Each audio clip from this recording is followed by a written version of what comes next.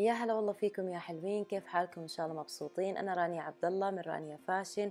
لو كنتي اول مره تشوفي قناتي بليز اضغطي على زر الاشتراك وفعلي زر الجرس عشان توصلك تنبيهات بالفيديوهات الجديده. فيديو اليوم حاخذكم معايا لتغطيه لمحل جدا مفضل عندي حاليا، هم عاملين تخفيضات. خلونا نبدا. نزيه من المحلات الجدا مفضله عندي حاليا، هم عاملين تخفيضات من 14 الى 70%. بالنسبة للعناية بالشعر منتجاتهم جدا متنوعة.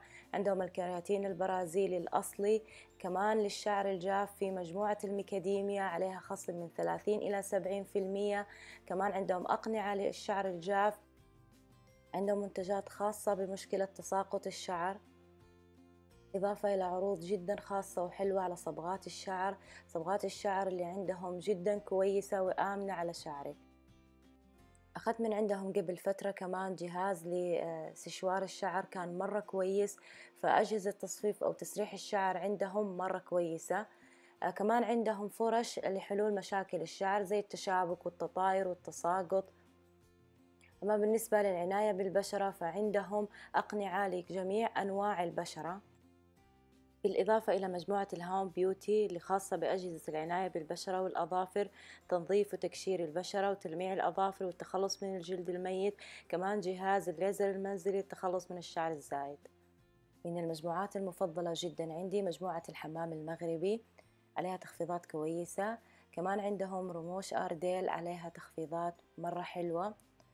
عندهم سيكشن خاص بس بالمقشرات والسكراب لجميع أنواع البشرة بنكهات جدا مختلفة. مقشر سواء للجسم أو للوجه، جدا حلوة وأسعارها كويسة، وبعد التخفيض صارت الأسعار النص تقريبا. فجربوا تروحوا تشتروا من عندهم المقشرات في الفترة الحالية، مرة عروض كويسة وحلوة. عندهم أجهزة بخار متنوعة للوجه وللجسم كمان. عندهم مجموعة زيوت للمساج والاسترخاء روائحها جدا تجنن. عندهم كمان جهاز الخاص بإزالة الشعر بالشمع. وعندهم قسم كامل خاص بتجهيز الصالونات. هذا كان الفيديو لليوم. أحب أشكر نزيه لأنهم سمحوا لي أني أصور في المحل وأشارك متابعاتي التخفيضات. لو عجبك الفيديو لا تنسى تضغطي على زر اللايك، كمان لا تنسى تضغطي على زر الاشتراك حتى تشتركي في القناة وفعلي زر الجرس عشان توصلك تنبيهات. روابط كل مواقع التواصل الاجتماعي الخاصة فيني في صندوق الوصف. راح اترك لكم حساب نزيه في الانستغرام بصندوق الوصف وحسابهم الرسمي. هنا ان شاء الله الفيديو الجاي اشوفكم على خير. Be happy and keep smiling. Bye.